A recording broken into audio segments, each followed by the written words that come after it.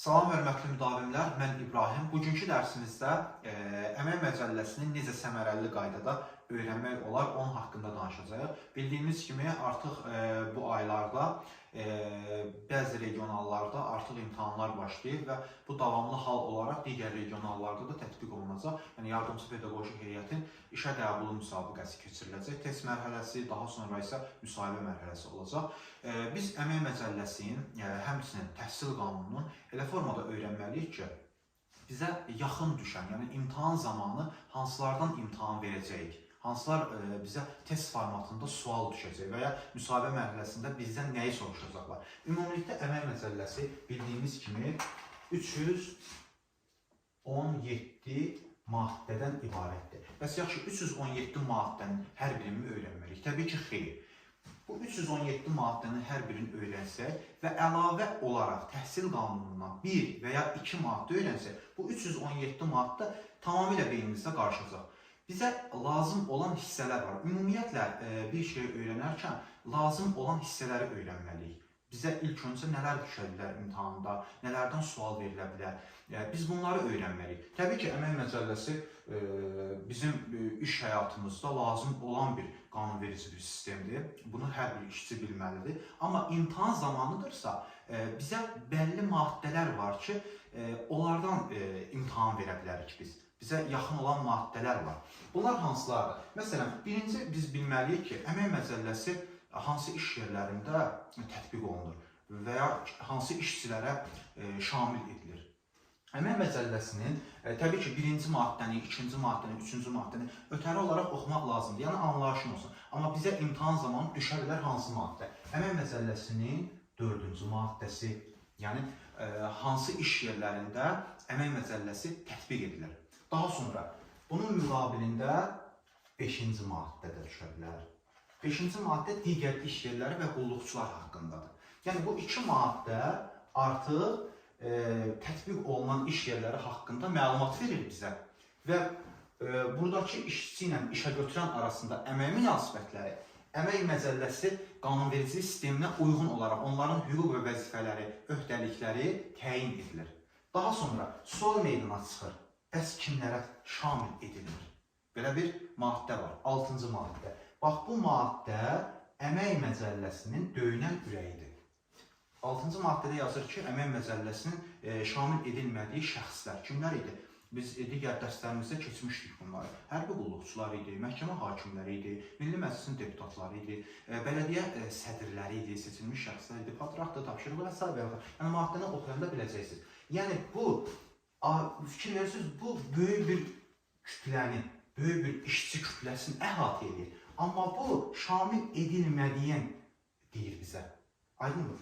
Biz əgər işçi və ya işə götürənliksə, təbii ki, biz 6-cı maddəni öyrənirik. Bax, bu 6-cı maddəni öyrənirik. Yəni, kimlərə şamil edilmir. Aydındır. Digər iş yerlərində isə 4-cü, 5-ci maddədə aydın şəkildə bizə izah edir. Aydındır. Yəni, bizə lazım olan nədir hal-hazırda? 4-cü, 5-ci, 6-cı maddə və əmək məcəlləsinin özəyi nə oldu? 6-cı maddə. Aydındır, 6-cı maddəni mütləq şəkildə öyrənirik. Ola bilər ki, biz test mərhələsindən keçmişik və bizdən əlavədə, biz keçmişik müsahibə mərhələsindəyik artıq və bizdən də əlavə 15 nəfər bu suallara cavab verib keçib növbəti mərhələyə. Bizimlə birlikdə, yəni 14 yazaq bura, 14, bir də sənsən, bir də bu, sən. Bu deyir 15 nəfər artıq müsahibə mərhələsindədir. Bax, bu bir nəfər olan səni digər 14 nəfərdən fərqləndirən xüsusiyyət olmalıdır. Yəni 14 nəfər sənin kimi bu maddələri öyrənib, gəlib imtahana keçib və gözləyir müsahibə mərhələsinə. Amma səni bunlardan fərqləndirən olmasa, bu, belə deyim, 14 nəfər, ümumilikdə 15 nəfər deyək də, 15 nəfərin, belə deyək də, 50%-in 50% olacaq. Səni mütləq şəkildə bu 14 nəfərdən fərqləndirən xüsusiyyət olmalıdır. Məsələn, müsahibə mərhələsində komissiya sədri olsun, komissiyada iştirak edən üzvlər olsun, sual verir ki, əmək məcəlləsinin şamil edilmədiyi şəxslər kimlərdir? Sual verilir. Sən də 14 nəfər kimi durub o maddədə olan punktları saydın, hərbi qulluqçular, məhkəmə hakimləri, digər və s. saydın və diyandın. Sənin artıq şansın, yəni növbəti işə qəbul olmaq şansın bu 14 nəfərlə paralel olur. Aydındır? Səni onlardan fərqləndirən bir xüsusiyyət olmalıdır. Sən icazə alırsan, üzr istəyirəm, icazə olar, mən fikrimi dəqiqləşdirim. Yəni 6-cı maddəyə uyğun olaraq kimlərə şamil edilmir. Və sən sadalayırsan ki, deyirsən, əmək məcəlləsinin şamil edilmədiyi şəxslər niyə görə şamil edilmir də? Məsələn, hərbi qulluqçular niyə görə? Səbəb açıqlayırsan, çünki onların vəzifə və öhdəlikləri hərbi nizamnamələrlə təyin olunur. Və sən artıq bu 14 nəfərə 1 bal verilirsə, sənə avtomatik olaraq 1.5 və ya 2 bal verilə bilər. Səni artıq onlardan üstün qıldı da, belə deyək. Səni artıq üstün təyin elədir. Sənin o bir kəlmə. Sən axı burada səbəb gətirdin. Aydındır? Yəni, mənə elə gəlir ki, bura qədər tam şəkildə izah olundu. Yəni, müsahibə mərhələsidir, test mərhələsidir. Bunlara ciddi şəkildə yanaşmaq lazımdır və bizə lazım olan hissələri biz öyrənməliyik əmək məcəlləsində. Yəni, 317 maddəni öyrənim və gedim imtahana keçəcəm, keçməyəcəm, necə olacaq? Bunun, belə deyim də, şansa buraxmaq lazımdır, konkret olaraq. Biz bildik ki, artıq 4-cü maddə, 5-ci maddə və ən əsası 6-cı maddə bizə lazım olan maddələrdir. Deyək ki, bunu bildir. Niyə görə? Çünki kimlərə şamil edilir, hansı iş yerlərinə və kimlərə şamil edilmir. Yəni, şamil edilməyən insanlar azdır da bir qrup təşkil edir. Aydındır, məsələn, 4 milyon insana, vətəndaşımıza şamil edilirsə, əmək məcəlləsi, yerdə qalan, məsələn, 500 minə şamil edilmir. Kiçik bir qrupda, milyonun yanında minliklər. Aydındır. Daha sonra, deyək ki, biz işçiyik, bizim, belə deyək də, müəssisədə bir işçi, belə deyim, formasında işçiyik də artıq biz. Fikrimi tam izah edə bilmirəmizsə. Bax, işçi kimi bizim hüquqlarımız var da, düzdürmü?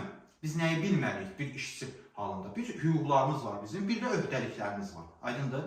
Biz hüquqlarımızı mütləq şəkildə bilməliyik. Bu bizi digər işçilərdən artıq müəssisədə, digər işçilərdən üstün hesab olunmağımıza aid edir. Yəni, biz digər işçilərdən artıq üstün olur. Çünki biz öz hüquqlarımızı bilirik. Və bunun müqabilində biz həmçinin də öhdəliklərimizi, yəni 10-cu maddəni mütləq şəkildə. Biz öhdəliklərimiz əmək məcəlləsinin 10-cu maddəsindədir. Hüquqlarımız isə 9-cu maddədədir. Biz həm hüquqlarımızı bilirik, həmçinin də həmin işdə, yəni müəssisədə bir işçi kimi öhdəliklərimizi bilirik. Yəni, işi, belə deyim də, irəli çəkilə biləcək səviyyədə. Yəni, həmçinin biz işçi kimi irəli çəkilməyə daha çox layiq olan insan kimi, işçi kimi hesab edilə bilərik. Yəni, avtomatik olaraq hüquqlarımızı və öhdəliklərimizi bilməliyik. Əmək məcəlləsinin 9-cu və 10-cu maddəsi. Bu bizə imtahan zamanı düşə bilər. Bəs yaxşı, birdən biz həm işçi hesab edirik, həm də işə götürən hesab edirik. Rəhbər vəzifə daşıyır. Məsələn, təsərrüfat işləri üzrə direktor müavini. Bu nədir? Bu nədir? Mən sizə deyim. Ona görə biz işçi sayılırıq ki, bizim tabi olduğumuz direktordur. Belə aydın formada izah edeyim. Bir də bizə tabi olan şəxslər var da. Məsələn, laborantlardır, katibədir, daha sonra kitabxanaçıdır, xadimələrdir və s. və daxildə. Yəni, bu kimi şəxslər bizə fəhlədir. Bu kimi şəxslər bizə tabi olduğu üçün biz həm də işə götürən hesab edirik, rəhbər işçi. Buna görə biz 11-ci maddəni, bundan imtahan düşə bilər, yəni işə götürənin hüquqlarıdır. Bu maddəni öyrənməliyik. Aydındırmı? Daha sonra biz bunun müqabilində onun həmçinin öhdəliklərini, vəzifələrini də öyrənməliyik. 11-ci, 12-ci maddəni dəqiq şəkildə öyrənirik. Niyə? Çünki biz, belə deyim, bizim amalımız bir yerdə, bir işdə, belə deyim də, sona qədər qalmaq deyil. Biz daim inkişaf eləməliyik. Aydındırmı? Biz həmçinin 9-cu maddə, 10-cu maddəni, 11, 12-ci maddədən bizə imtahanda sual düşə bilər. Bunu da öyrəndik. Baxın, 317 maddədən təxmini olaraq biz artıq 12-ci maddəyə qədər gəlmişik. Düzdürmü? Qısa müddət ərzində. Siz digər maddələri, arada qalan maddələri anlayışınız olsun deyə oxuyun. Oxumağınızda fayda var. Məsələn, vəzifə və prinsiplərdə 2-ci maddə, 3-cü maddə, Orada məsələn yazır tətil nədir 3-cü maddədə, daha sonra işçi kimdir və s. Bunları oxuyun, sizə lazım ola bilər. Anlayışınız olsun. Amma dediklərim saydığım maddələr 4-cü, 5-ci, 6-cı, daha sonra 9, 10, 11, 12 imtahana düşən maddələrdir. İmtahanda bizdən soruşula bilər. Daha sonra biz nəyə gəlirik? Əmək müqaviləsinin tərəflərinə. Aydındırmı? Yəni biz əmək müqaviləsi bağlayaraq biz artıq işçi hesab edilə bilərik. Yəni əmək müqaviləsi yoxdursa biz belə deyim də, gedib hər hansı bir müəssisədə otursaq, əməm işçisi deyil bir şeydir. Bizi, necə deyim, mən bu işi görmək istəyirəm, belə bir şey yoxdur, uzaqbaşı hüquq mühafizə orqanlarına deyəcəklər, gətirib bizi sarılacaqlar çölə. Düzdür? Bizim işçi kimi hesab edilməyimiz üçün bizə mütləq şəkildə müqavilə lazımdır. Nədir bu? Bizə imtahanda daha çox hansı maddə düşə bilər? 12-ci maddədən sonra 42-ci maddə. 42-ci maddə. Bu vacib maddələrdən biridir. Əmək müqaviləsinin tərəfləri. Tərəflər deyəndə bir qayda olaraq işçi və işə götürən nəzərdə tutulur. Aydındırmı? Və bir şeydə yadda saxlayırıq ki, əmək məcəlləsi, mən qısa yazıram, işçi plus işə götürən. Məsələn, mən qısa yazım, siz bunu. Bu, İşçi ilə işə götürən arasında əmək münasibətlərini tənzimləyən qanunverici bir sistemdir.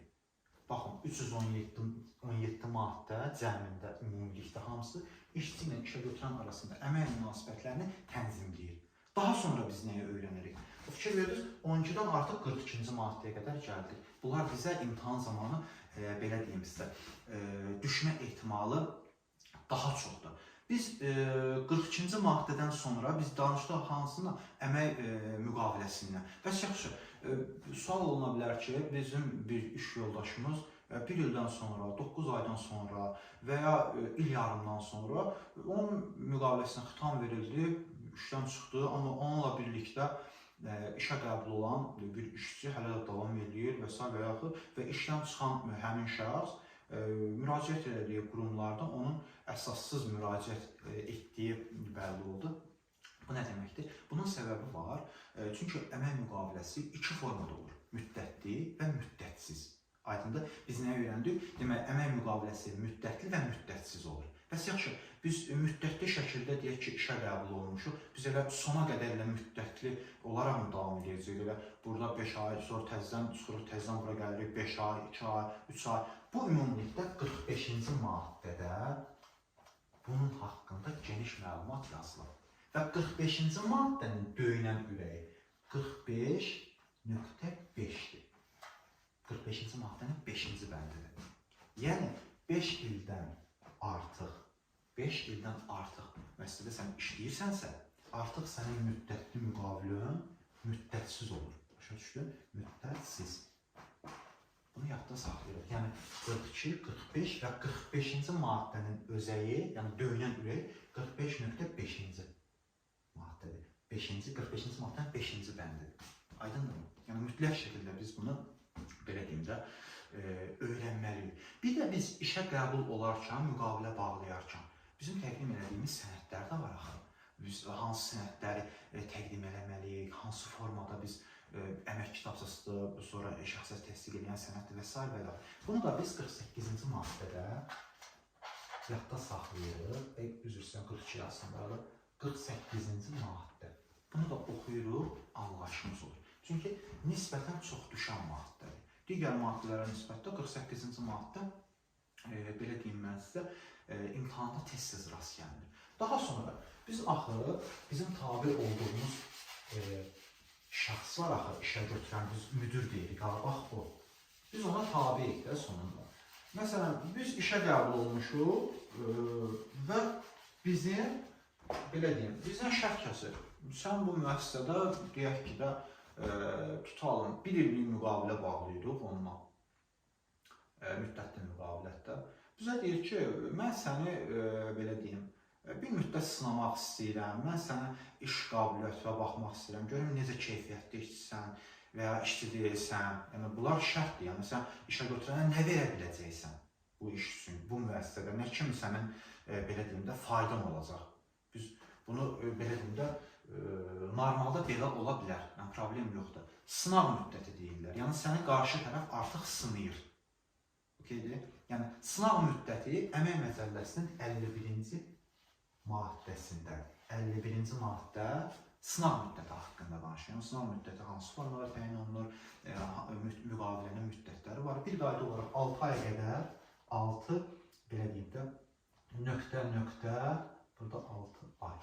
Yəni 2 aydan 52-ci maddədə yəni yazır ki, sınaq müddətinin təyin edilmədiyi hallar da var. 2 aydan 6 aya qədər 6 aya dək sənə maksimum sınaq müddəti verə bilər 2 həftə. 2 həftə. Amma 6 aydan çoxdursa, sənə maksimum verə bilər 3 ay.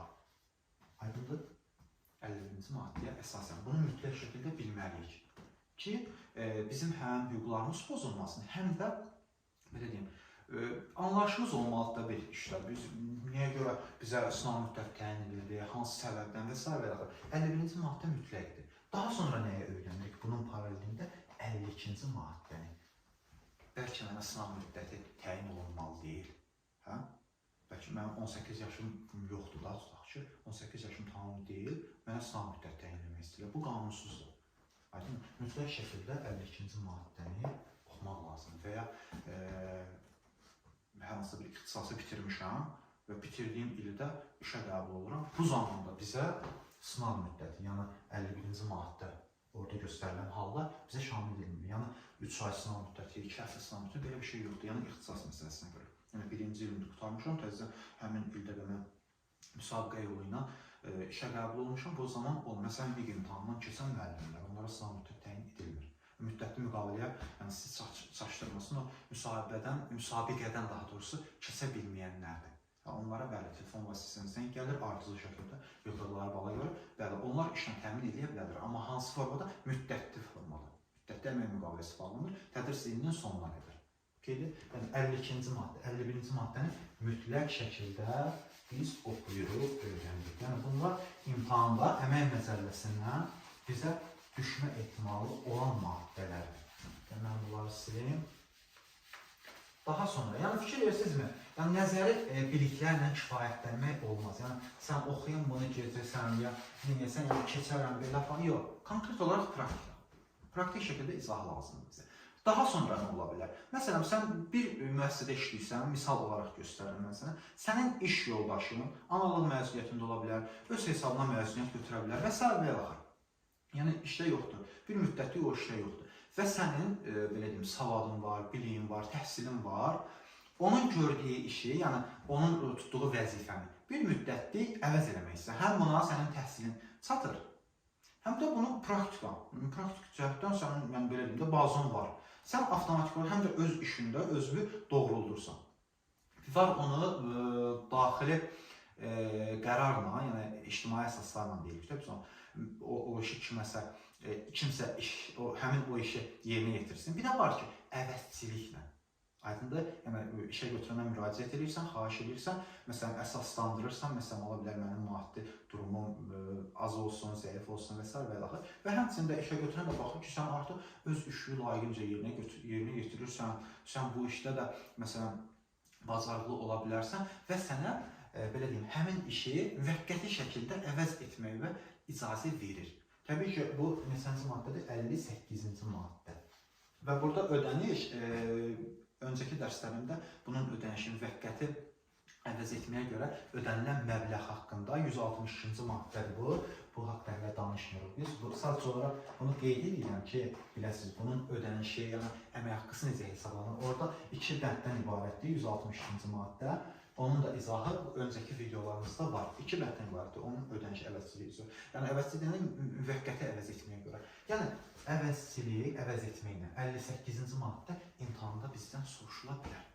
Mütləq şəkildə bunu öyrənmək lazımdır. Digər maddələrdə təbii ki, oxuyuruq, anlayışımız olur. Bizə imtahan zamanı düşə bilər. Aydındır. Amma bunlar yaxındır.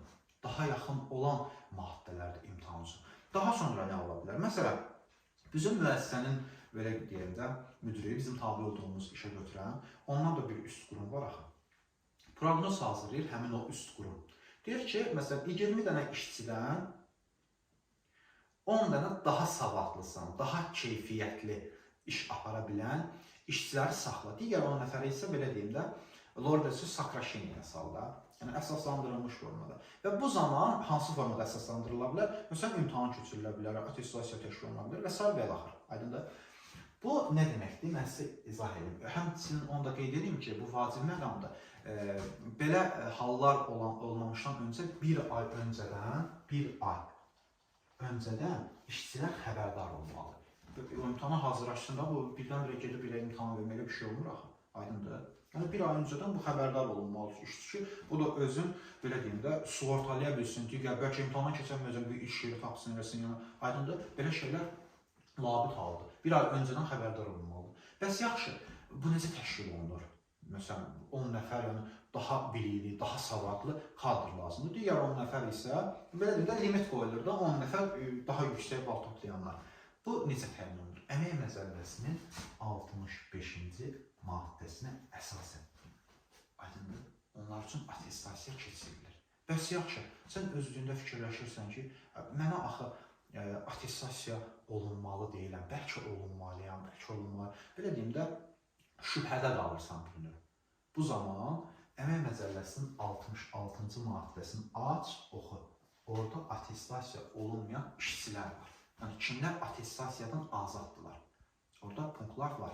Mətləri açırsan, oxuyursan. Əgər sən orada sayılan hallardan biri sənə şamil edilirsə, sən həmin attestasiyadan azadsan. Aydındır? Mənə elə gəlir ki, Əmək Məcəlləsinin bacardığımız qədər, bildiyimiz qədər, həmçinin imtahanda sizə daha çox lazım olan mümkün 66 maddə. Hamısını saymadıq təbii ki, yəni 66, 317-dən 66-ın çıxıb cavabı lazım deyil. Yəni, bizə lazım olan maddələr var. Saydıq 4 idi, 5 idi, 6 idi, 42 idi, 45 idi, 48 idi, daha sonra 51, 52, 58, 65, 66. Bunlar bizə nisbətən yaxın olan maddələr. İmtahan zamanı bunlardan bizə sınana bilərik, bunlardan sual düşə bilər bizə. Həmçinin bunlar bizə müsahibə mərhələsində də lazım ola bilər. Yəni bir növ bunları əsaslandırılmış formada qarşı tərəf, yəni komissiya üzvlərinə çatdıra bilsəz müsahibə mərhələsində və ya test mərhələsində sizin daha çox qarşınıza bu maddələrdən düşəcək. Sənin hüquqların, öhdəliklərin, işə götürənin hüquqları, öhdəlikləri, yəni vəzifədən söhbət getmir ha burada. Yəni çaşdırmayın, vəzifənin hüquqları, öhdəlikləri tamam başqa bir şeydir. İşçi kimi sənin öhdəliklərin, hüquqların tamam başqa bir şeydir. Aydındır? Çünki Əmək Məcəlləsi minimum normaları belə deyim də tənzimləyir ən azından. Aydındır? Daha sonra nəyə bilməliyik? İmtahanda səmərəli formada hazırlaşmağın yollarını növbəti videolarımızda, dərslərimizdə daha geniş şəkildə izah edəcəm. İnşallah ki, müsabiqələrdə üzünüzü sevindirərsiniz. Onsuz nəticələrimiz hər kəsə bəllidir. Artıq uğurlu nəticələrimiz var. Həm test mərhələsində, həm müsahibə mərhələsində. Bu demək ki, bizim çəkdiyimiz əziyyətin boşa getməməsi deməkdir.